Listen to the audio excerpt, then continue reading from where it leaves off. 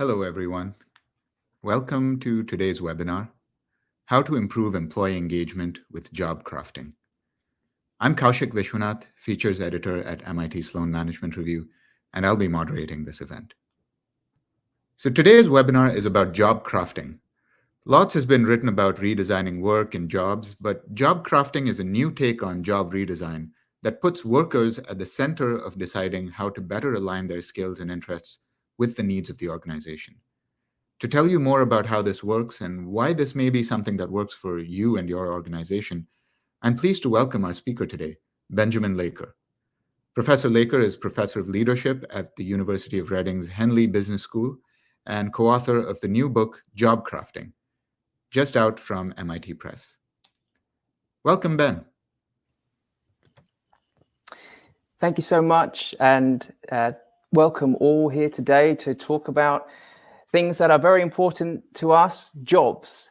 And for those of you in America just waking up, thank you. And for those of you in Europe and Asia who have been through a tremendous day of working today, I'm sure you can spare maybe 60 minutes just to talk a little bit more about jobs and how specifically you are engaging within the workplace. So we're going to be talking a lot about engagement, but specifically their lack of. Because I want to introduce a particular alarming statistic that we can see here, and that relates to the amount of disengagement within workplaces across the world.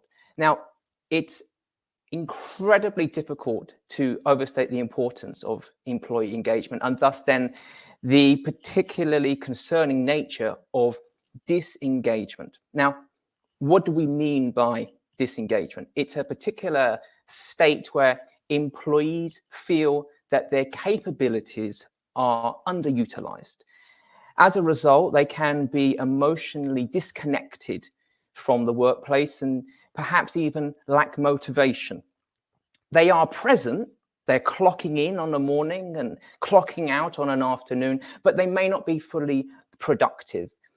If you want to know more about this particular state, I would highly recommend the work of Bernd Vogel at Henley Business School. He refers to this state as resigned inertia. We're going through the motions, we're going through the steps, we're getting things done, but we are not finding meaning within our jobs. We're not finding engagement within the workplace, and we are not necessarily having a particularly happy time.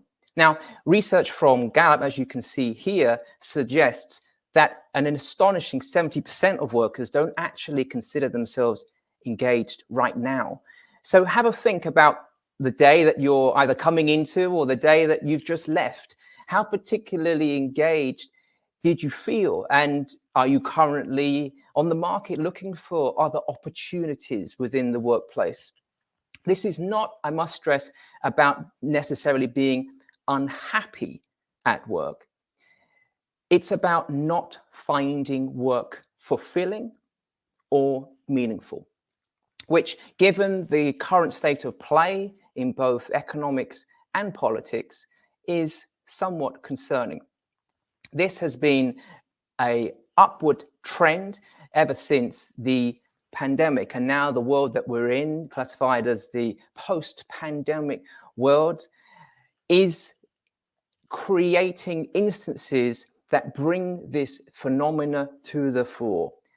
As a result, for every manager today, enhancing employee engagement and both satisfaction, it's not just a box ticking exercise, it's mission critical, to steal a phrase, especially in the current climate where every aspect of business seems infused with uncertainty and complexity and ambiguity. So it's worth stating the reasons why.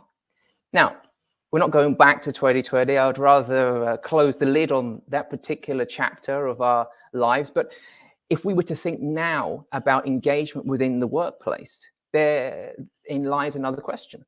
Well, what is the workplace? Is it the traditional office? Is it the Starbucks? Is it the gym? Is it a hub and spoke type of arrangement? The very definition of workplaces and thus the engagement with the workplace. How many days a week should I be required to enter there within. And once I'm in the workplace, if that has been defined, how often should I be regularly communicating with colleagues, such as via meetings, face-to-face, or hybrid, or asynchronous working? Lots and lots of questions around what it is to work, and thus how I elicit meaning from the workplace itself. Many questions, and thus within the research community, that means there's a gap. And when we have a gap, it's our job to attempt to provide an answer. Now, one technique that has been heavily utilized in trying to elicit meaning for people across the world is job crafting. And thus we have the name of the book behind me, and in all good shops around the world, you will often find that the unsigned ones are the rare copies. So there you go. But what is job crafting? The first question today, and that will lead us to the first of 3 polls. I would like to ask you about your familiarity with the concept. Now, it's not a concept that I have coined, and certainly that credit would go to esteemed professors much more reputable than I am. Job crafting as a phenomena has been around for some time, and if you're interested, there is an enormous body of literature that you can engage with to understand more. But its relevance within the workplace has never been more apparent for all the reasons that I have mentioned. And thus, what we would really enjoy to understand from you is your familiarity. Option A is that you're very familiar. Perhaps, in fact, you should be replacing me doing this webinar. B, somewhat familiar, and C, not familiar at all. Now, while you're undertaking the poll, it's worth just stating job crafting is not the same as job design. Now, these terms can often be used interchangeably, but they're not exactly the same thing. Job design is a top-down approach where organizational leaders and HR professionals define the roles, responsibilities, and tasks of a position based on the needs of the organization. Thus, the focus, you could say, is on optimizing job structures to improve things like efficiency, productivity, and well-being at the macro level. So job crafting is typically initiated by management to align with the strategic goals of a firm. So what's the difference? What's the difference between that, as I've just explained, and crafting? The key word is management initiated. Well, it's actually 2 words, isn't it? But that's the key premise. Job design is management initiated. And as we're going to see now, when we consider the definition of crafting on our next slide, you will see that it is the inverse. It is much more about being employee initiated. So if we can just go to our next slide. Thank you. Let's look at the definition. Crafting is often proactive and unsupervised, thus the absence of management. Now, my manager's on this call, so I have to be very careful about how I'm introducing this potentially radical concept into the world of work. I'm sure there'll be a few discussions afterwards. But crafting, opposed to job design, is a bottom-up approach that empowers employees to make individual changes to things like job structure, the tasks that are required of an individual, the relationships that they hold important to undertake those tasks, and the very perceptions that they hold about their work.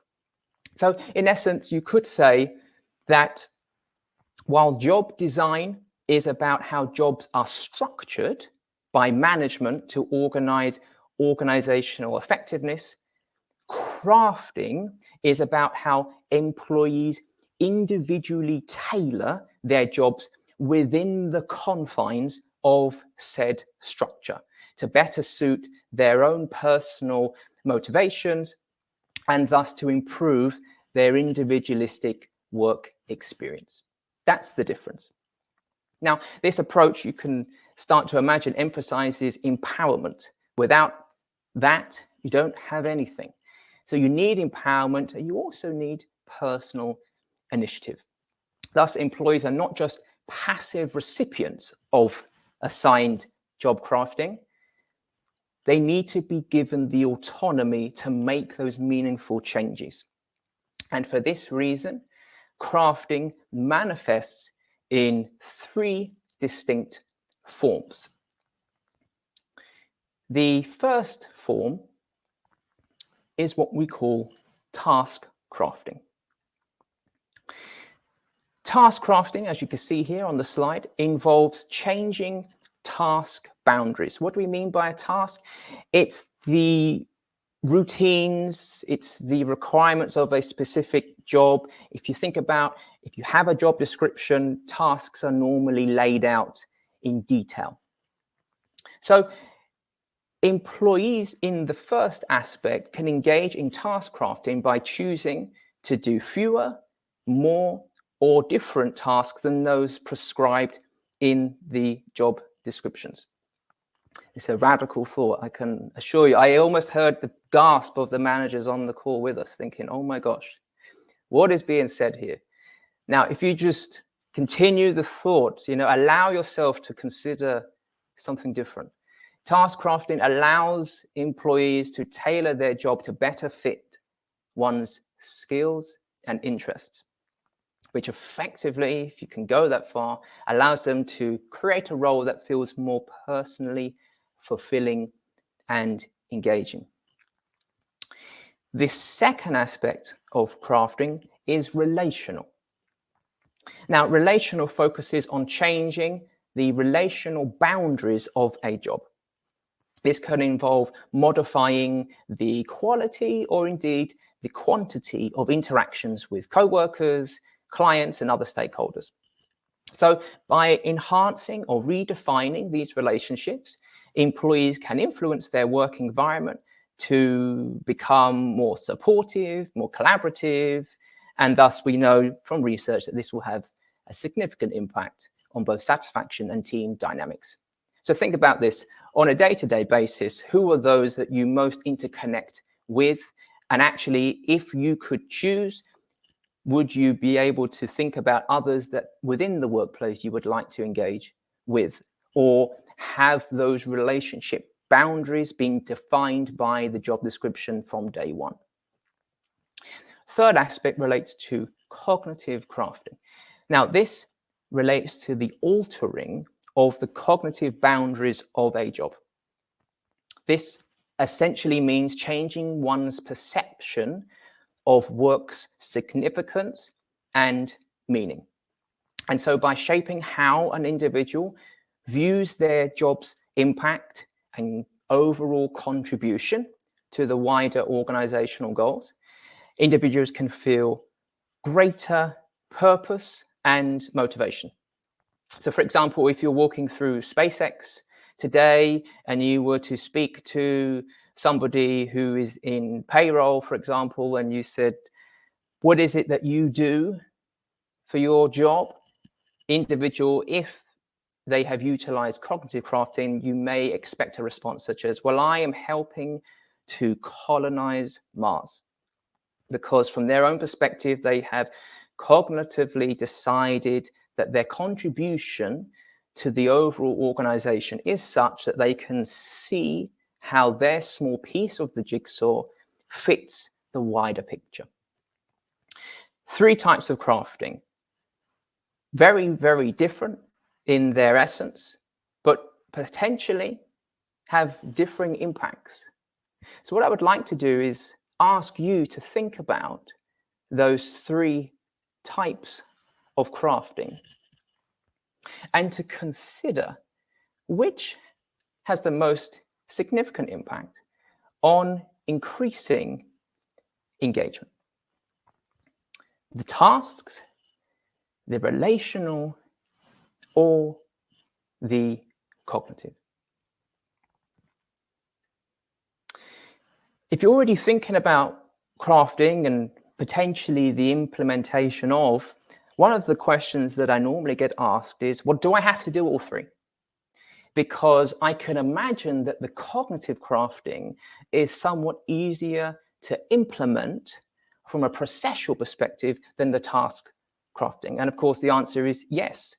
This is not necessarily a recipe.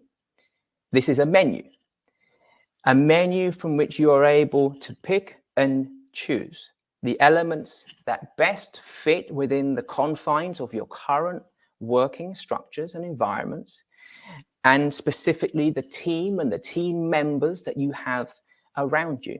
You might find that utilizing one aspect with an individual and another aspect with another individual is what really makes the difference. Now we can see here from the polling data that 66% would agree that all of the above have a significant impact, which is the vast majority of you. So I guess what we need to do now is to think about whether you were right or not. So let's now head on to our next slide, and we're going to find out. So what does the data say? And there's much more around the findings within the book, but some of the headline figures. 92% of participants who engaged in crafting post-pandemic, so that's from 2020 onwards, reported not only to have a more satisfying work-life balance, but also increased personal satisfaction. And this was all done through surveys. This led to a noticeable decrease in stress levels by 29%. 67% of participants who crafted their jobs felt more inspired to move beyond their comfort zones and thus engaged in more active cooperation with colleagues, which was an interesting finding. And of course, this points directly back to relationship crafting, thus enhancing one's social interactions and collaboration among team members, which we can see here can lead to a more connective and effective workforce. So we have the data here to significantly support those two instances, but what about the other aspects that we considered within the poll? Well, let's look at productivity. Quite an impressive 77% of participants who engaged in the crafting were highly productive at work compared to those who did not engage in such practices. Now, this reinforces the idea that aligning tasks with personal skills and interests, as well as increasing autonomy, can significantly boost productivity. Now, autonomy, if that's something that you are particularly interested in, I would highly recommend the work of Daniel Pink, and specifically Autonomy, Mastery, and Purpose. An idea that simply granting autonomy as a gift to persons within the workplace can reap significant benefits, and which, of course, this study and many other studies have been able to find consistently. Now, turning our attention to loyalty, we found that a 29% decrease in staff turnover within organizations that implemented, which I thought was particularly interesting, because what it actually suggests is the ability to craft roles within an organization means that fewer people will look for opportunities elsewhere, because they're able to find the stretch and challenge within the existing confines of the organization. And as a knock-on effect, increases personal commitment to the organization. There's a really good book by an author named Mary Myatt titled High Challenge, Low Threat, which talks about this phenomena in great detail.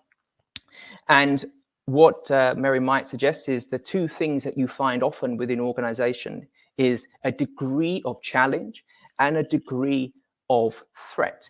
Now, when the threat is high and you have low challenge, that's a particularly toxic environment to be in, because what employees actually crave is low threat, or if we were to use Amy Edmondson's work, we would call that psychologically safe. Low threat, but high challenge, where we're constantly pushing and being stretched through new opportunities and new facets to be able to move past what our current capabilities and experiences are. And that leads itself to a very conducive workplace. So what you can see from here is much of those 4 points in the previous poll were impactful. Now, if we were to reflect on these, it becomes somewhat clear that regardless of which type of crafting, they all have impact. They all have a significant impact. And so, yes, the 66% of you who decided to click option D, all of the above, were particularly on point. But of course, the real question, therefore, is how do you then do something about this, okay? And I'm not here necessarily to talk to you about the benefits of job crafting, because we know from literature that that exists. And indeed, if you're looking for that in the book, you won't find much of it, because the book actually is really to talk about the implementation of. And so within our work, we devised a 4-step framework, of which I'm going to now take you through.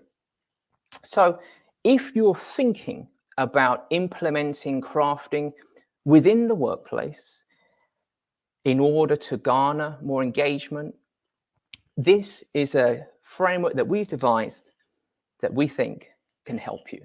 It all begins with permission. And why do we use that word? Well, it's essential for employees to know that they have the autonomy to reshape their work. Because if they don't, you might as well stop now and pack up. It's not going to work. They need to feel empowered to adapt their job responsibilities within certain boundaries. It is for management to therefore decide what the boundaries are, what the sandbox is.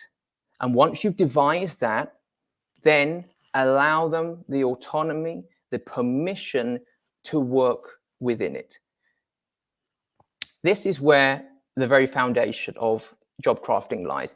It's the freedom to choose how to approach work within certain parameters. And of course, that is often very likely meaning no change to a job title, no change to a job description, because these are legalities and there is compliance and governance around these particular aspects. However, the job for managers is to carve out a specific niche and to think about how then within the parameters of those existing legalities can one explore. Now, clearly, autonomy is going to be important here by ensuring that employees understand what they can do and what they are allowed to do, and in fact encouraged, if I dare say so, to tailor their roles to. We can enable that they will create the work for them that is more meaningful. And just to reiterate, this does not mean a complete overhaul of the job itself, and often far from it. It's about working within the framework of the organization's needs, and thus finding flexibility and creativity in how the work gets done. So often you might find that a manager will say to a worker, these are specific targets. These are either quarterly targets or daily targets or weekly targets. As long as these get met, I do not mind how you do what you do. I'm giving you the autonomy that so long as these specific targets are met and accomplished, have some freedom, have some flexibility. So without the permission, you don't really have much else. It sets the tone for crafting by signaling trust and confidence in employees' ability to effectively design the very nature of their jobs, but still meeting company objectives, and as we mentioned, within the boundaries that have been agreed. Let's assume, therefore, that we have currently provided that level of autonomy. What is step 2? I have already mentioned psychological safety. And of course, Amy Evans' work is very clear on this. But without such a culture, we know that the levels of autonomy that are required to be gifted will not thrive, nor will they survive. So it's really about creating an environment, a culture, where employees are comfortable sharing innovative ideas and experimenting within those boundaries that we discussed in step 1, without fear of ridicule or without harsh judgment. This safe space is crucial for crafting, as it allows employees to explore and potentially even make mistakes as they adjust to their roles. Now, fostering this environment requires us to engage in open dialogue and have many conversations. And you will see here on the screen, there are a number of prompt questions that we have provided, such as, well, what strengths do you have that are currently underutilized? Potentially strengths that you wish to grow and nurture, and think about how you could do that. This kind of questioning not only builds trust, but also helps employees identify potential areas where they can begin to craft. So let's now assume that the autonomy has been assigned and the psychological safe environment exists. What is step 3? Well, once you've assigned autonomy to an individual, you need to provide them with adequate levels of control. So it's not necessarily in name only. Allowing employees to take charge of their workloads could be one option. Now, I did mention earlier that my manager is on this call, and I'm sure that she's having a fantastic time thinking about my idea of gifting me management over my entire workload. Maybe you're in a different space, but what we know from research is if you're willing to grant that much control and autonomy, fantastic things can happen. And that's not just a subliminal message to people. It really can. We've got the research to prove it. Now, of course, managers will often worry that autonomy of that level could lead employees to stray from their core responsibilities, which we know legally are needed. But with the right approach, job crafting aligns tasks with person's strengths, motivations, and personal values, which we know from research further reinforces commitment to their roles. Why would they leave if they can garner this level of engagement from their existing workplace?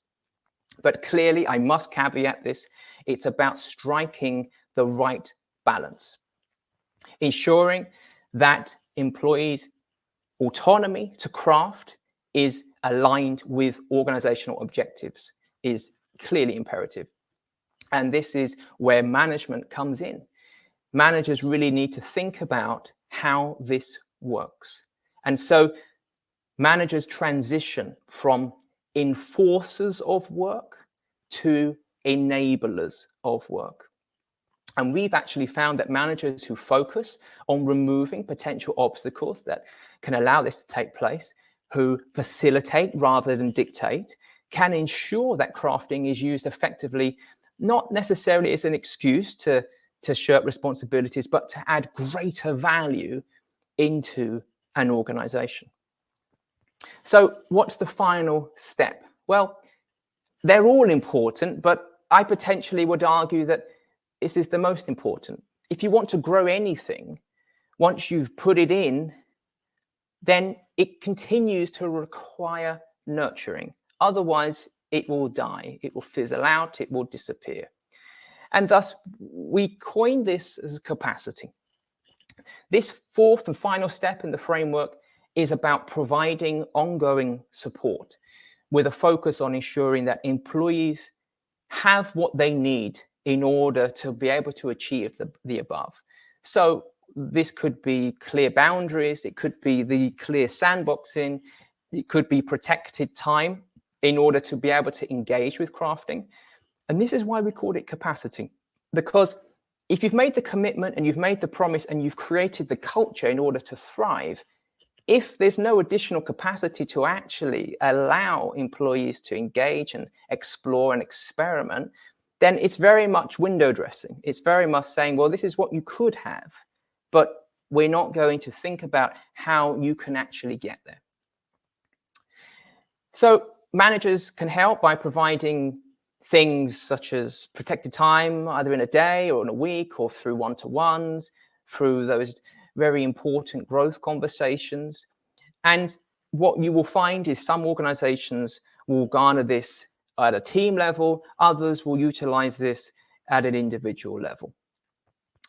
One of the most important aspects of step 4 is thinking about celebrating successes and addressing potential challenges that will clearly arrive from providing this level of crafting.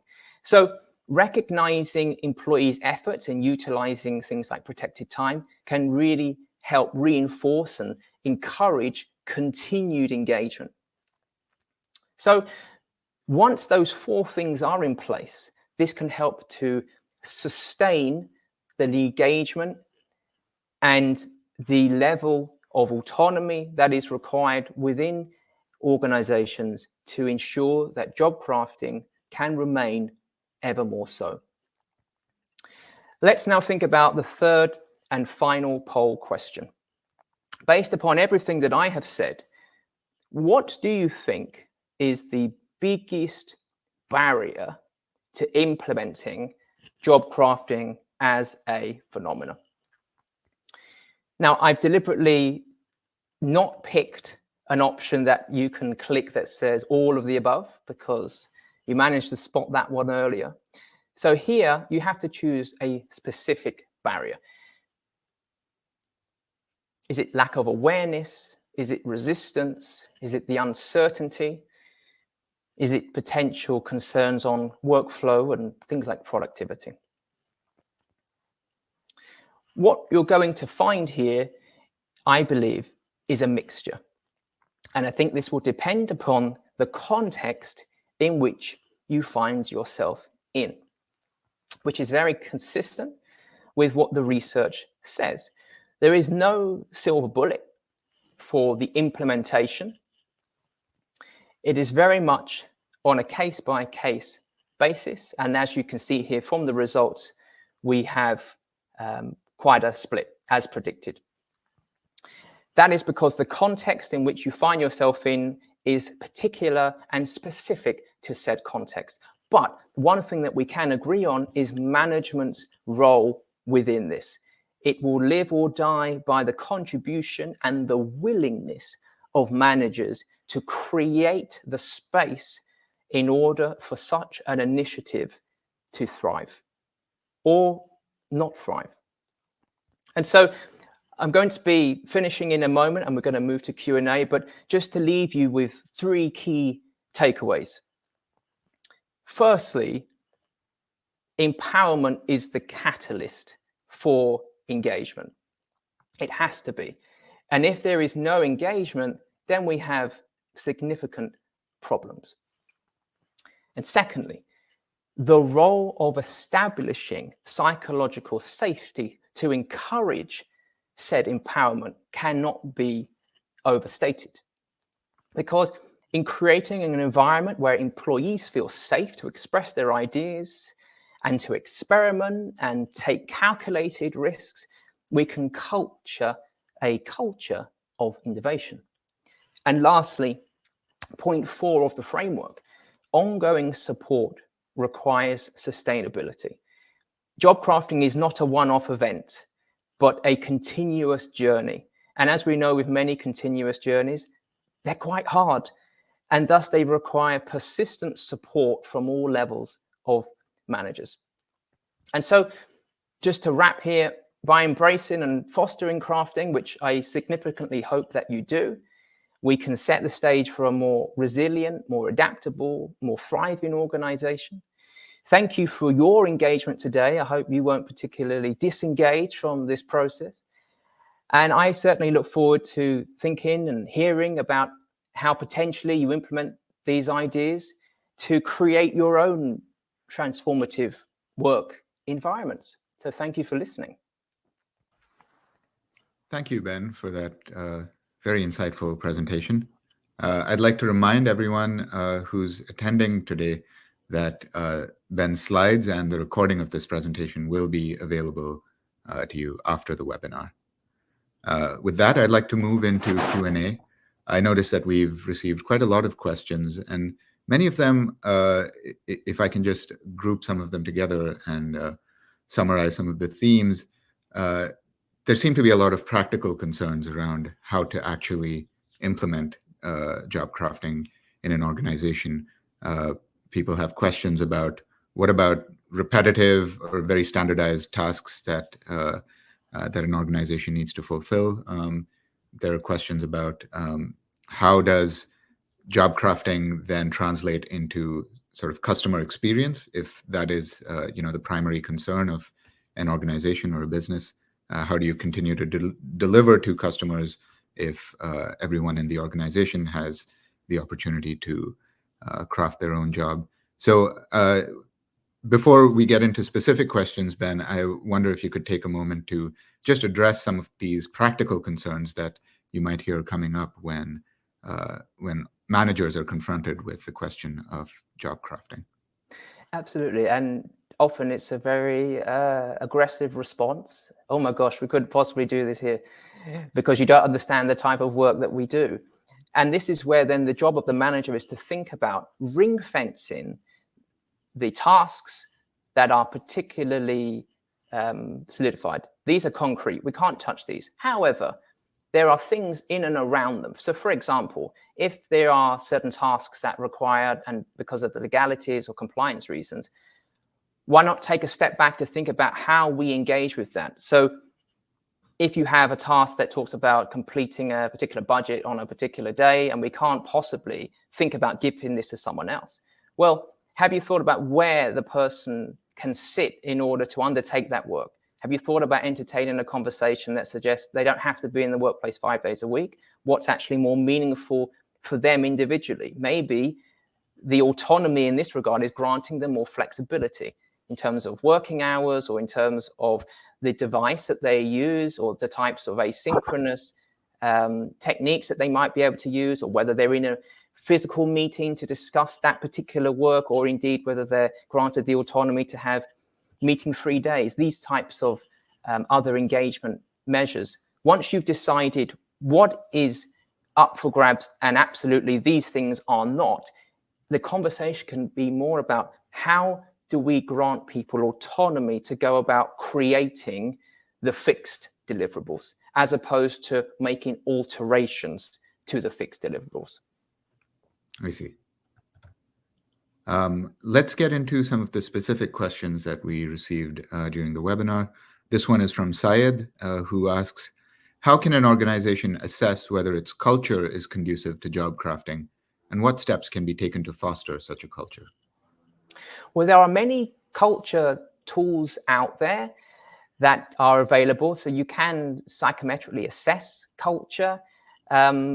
One of the ones that I use often within the classroom and within organizations is the Brook and Vogel Organizational Energy Matrix, which is a shameless plug for one of my colleagues at Henley Business School, Professor Bernd Vogel, but it's really, really good. It allows you to ask a lot of questions and to then effectively decide the type of culture and organizational energy levels that you are in, and whether that's productive or their lack of. So for example, it could be toxic, or you might have resigned inertia, as I mentioned earlier. So there are ways to concretely find out the type of culture that you have. Therefore, the absence of a certain type of culture, it will then be evident that you don't have psychological safety. So for example, on that Brook and Vogel Organizational Energy Matrix, if you don't have a productive energy level, if you're finding instances of toxicity, It's not going to be conducive with a psychological safe environment. So there are loads and loads of different tools and techniques that you can find that are out there. You also just might trust your gut feeling. Often, if you're in an organization and you ask someone, is this psychologically safe? If you can't definitively answer yes, you probably don't have it. So you're not going to get a false positive. I think in your heart, you will probably know whether it's there or whether it's not. Very interesting. You mentioned resigned inertia, and Niada asks, is resigned inertia the same thing as quiet quitting? So really interesting question. I think what you will find, it's not the same thing, because quiet quitting, actually people quit. So they take action. Resigned inertia will be the cognitive state that a person is in where they feel completely disengaged from work. So they will have the hallmarks of all the feelings of an individual who is about to quietly quit, but they haven't yet done so. But yes, they're on the journey towards that facet. Dylan asks whether you can speak at all about the possible interpretation of engagement, as you mention it, as extractive or coercive. For example, businesses may promote engagement by asking, how can we get more productivity out of people, as opposed to a more human-centered idea of engagement that involves finding purpose, meaning, and passion in work? Yeah, it's a really, really good question. And just to throw back to the organizational energy matrix, the two types of high levels of engagement, you can have a positive, which would be productive energy, but you can also have it in a negative aspect, which would be called a toxic environment. Toxic environments are highly productive. And often some of the most successful organizations in the world will harbor such a culture. But you will know that from an engagement perspective, that's very top down. The individuals themselves will not be particularly productively engaged. And indeed, if you were to ask them, do you have much meaning? Do you feel fulfilled? Are you enjoying your work? Do you feel that your value is contribution? Do you feel that you could do this for a long time? Or do you feel that you're going to burn out? All of those questions will become extremely apparent when you have those toxic level of engagement. So view engagement more from an employee perspective. Does one feel that they are garnering engagement from the work that they're doing, rather than thinking about it as a productivity index question? Mm-hmm.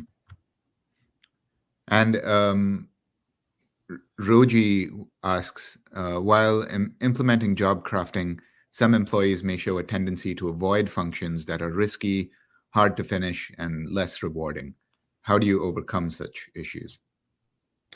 It's a really good question. And I think this is where the conversations with managers and the debates about what actually is going to be conducive to eliciting more meaning within the workplace. And this is where managers can really step up and suggest particular activities that will stretch and challenge employees, even though they may seem somewhat difficult, or they may at first not particularly think this is an easy ride. But if the manager is able to explain, these are the benefits from undertaking this, what I would call a stretch assignment. It's going to challenge you, but you're having that challenge within the sandbox of psychological safety. So it's like teaching a child to ride a bike. Yes, you probably will fall off. However, we are here to catch you and to ensure that this is a learning experience. And actually, without these types of stretch and challenge assignments, quickly you will become disengaged and you will fall into the resigned inertia category that we mentioned previously. Ben, you've so far been talking about job crafting in the context of individual employees and managers.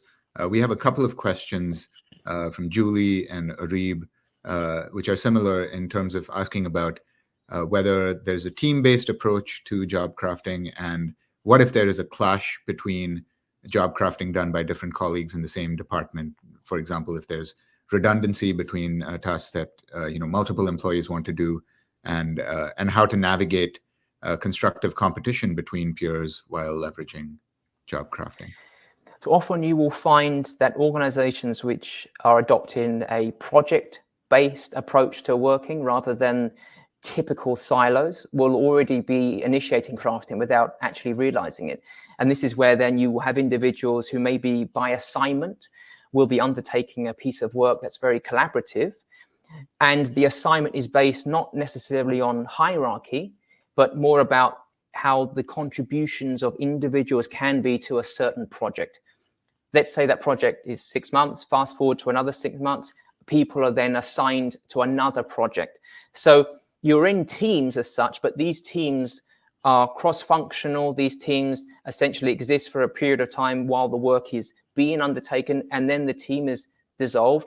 You might then find that the next time you're on a project and in the team, it's with certain members, but often it won't be. And this way you will garner more relationships within the organization than if you were to have a traditional hierarchical sense. One of the organizations that does this really well is Aberdeen Asset Management Group, headquartered in London. It's still privately owned. I think it might even be the largest privately owned organization in the world, but they traditionally do not have more than 3 levels of management from the very bottom all the way to the very top. And so in that instance, what you're having is an environment that encourages persons to find the work, find the projects that you wish to be part of, and get on those projects. And once the project lapses, get on the next project. Think about how you can showcase your talents within the organization, how you create value. And because projects are not going to be individualistic, it's rare that you will have a clash of those work tasks because the projects at the higher level have already been defined and set. Interesting. That makes me, that example especially that you mentioned, makes me wonder or go back to the first question about culture and whether there's whether the structure of an organization makes a difference to how conducive it is to job crafting. If you have a relatively flat organization like the one you were just talking about, that's more project-based in its work, that sounds like it might be more conducive to job crafting. Have you seen it work in organizations that are more hierarchical with more levels of management between the bottom and the top of the organization? I think you're absolutely right. From the research I've undertaken and just experience on walking the floors, flat management organizations find it much easier to craft. I think they're already crafting and maybe they don't quite recognize that's what it actually is. And often in those organizations, you don't necessarily have the management structure that exists within the traditional hierarchical sense. So of course, job crafting is an initiative to help managers grant more autonomy to down the chain, so to speak, down the pyramid. But because if you remove the pyramid by having the flatness, that's already achieved as a consequence. Now, that's not to say you have to have a flat management structure.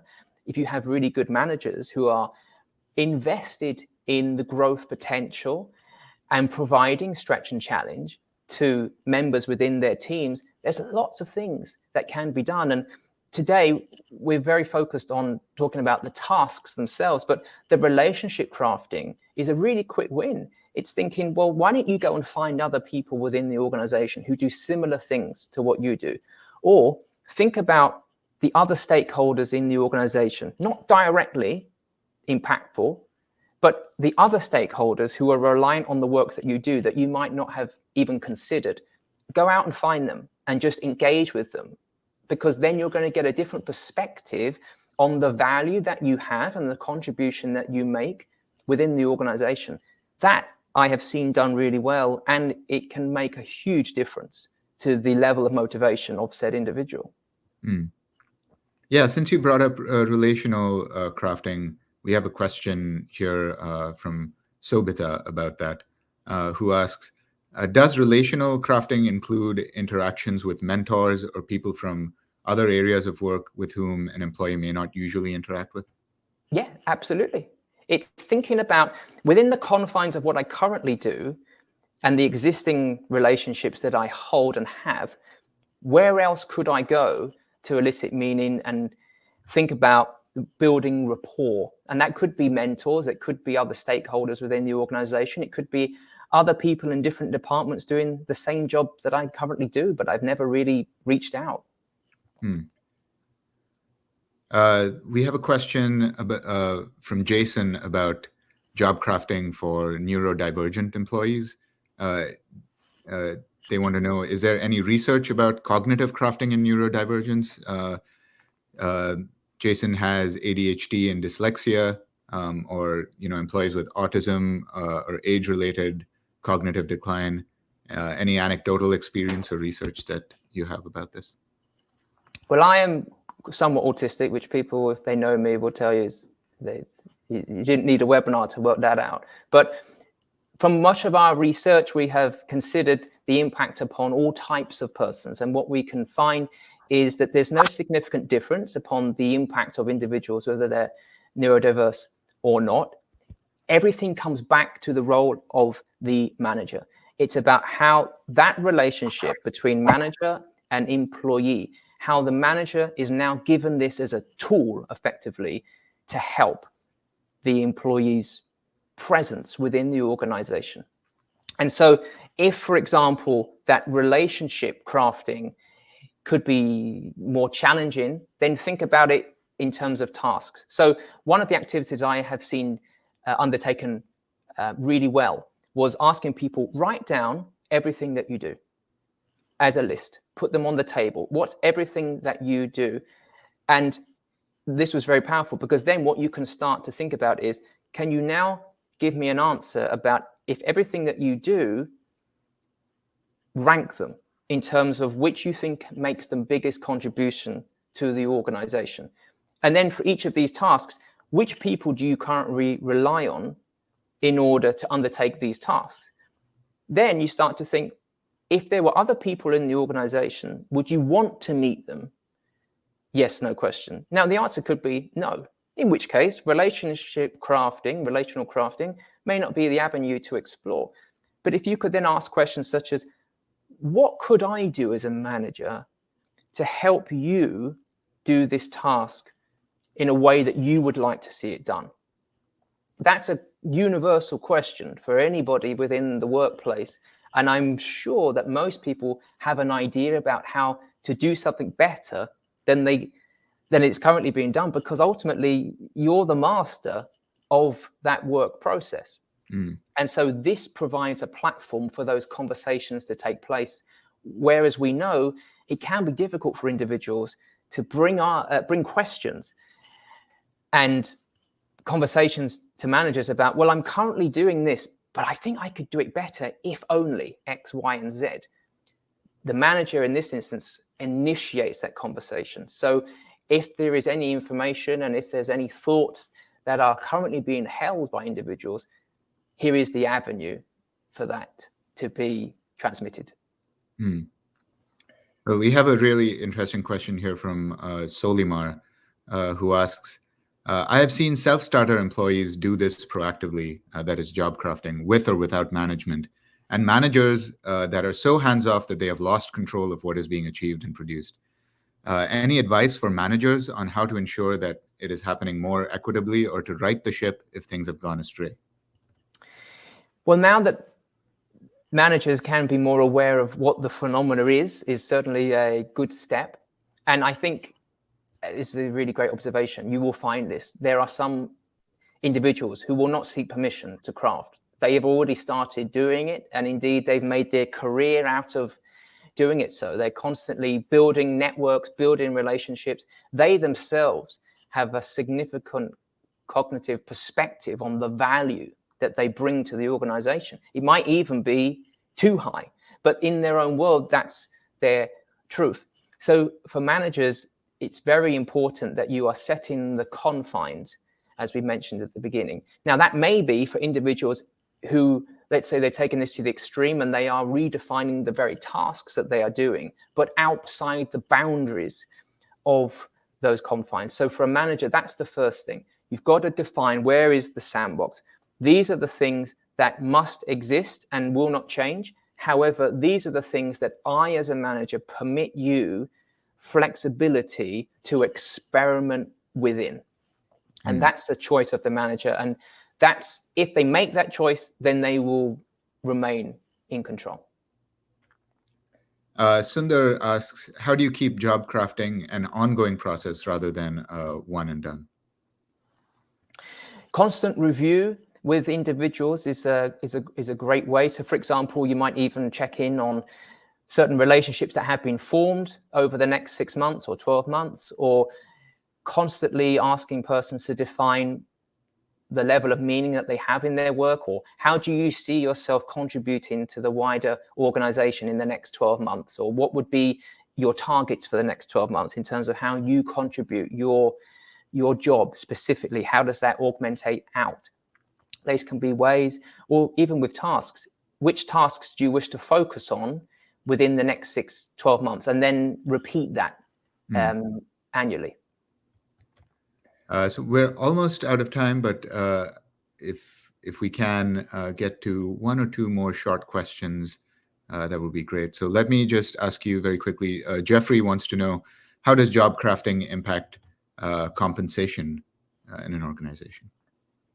From an individual perspective, if you're thinking how to really showcase your talents, well, crafting is an incredible way to do that, because firstly, with relational crafting, you're building your network, which may enhance a promotion internally, or may further down the line build your connections. You may even find a subsequent job in the near future through that way.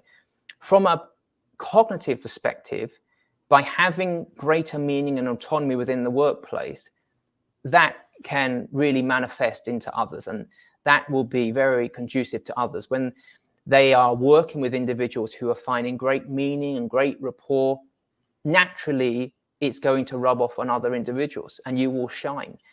With the tasks, if you're able to stretch and challenge yourself, you're gaining more experience than what a traditional job description would allow you to do so. So think of it as a fast tracking journey to wherever the destination is that you want to go. Well, I don't think we have time to get to the other fantastic questions that we received. But if your question here hasn't been answered, know that you will get the slides from today, as well as a recording of Ben's presentation if you want to go over it again. And of course, Ben has a wonderful book all about this subject that goes into much more detail. So please do check that out if you're curious. Ben, thank you so much for sharing your insights with us today. And thank you all in the audience for asking such great questions. Have a great rest of your day, everyone. Thank you for joining us.